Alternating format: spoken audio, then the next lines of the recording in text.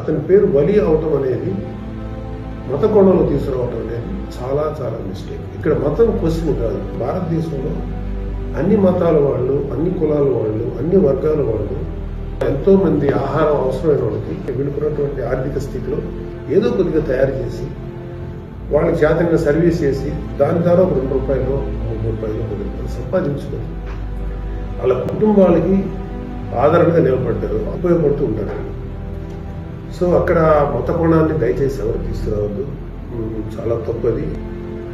ఒక వ్యక్తి అమాయకత్వంగా ఏదో అమ్ముకుని తినమంటే అతను ఆ రోజు తింటున్నా ఇది చూసి నాకు చాలా బాధ అనిపించింది. థ్యాంక్ యూ వలి. గుడ్ మ్యాన్, మంచిగా తయారు చేసాం. నువ్వు మాకు ఇచ్చిన ఫుడ్కి విలువ పెట్టి 40,000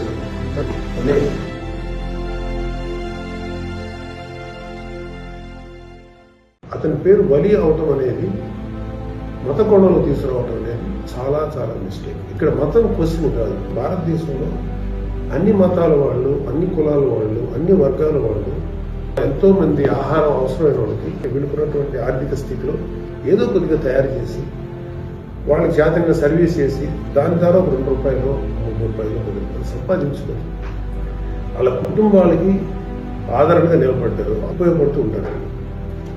సో అక్కడ మత కోణాన్ని దయచేసి ఎవరు తీసుకురావద్దు. చాలా తప్పది.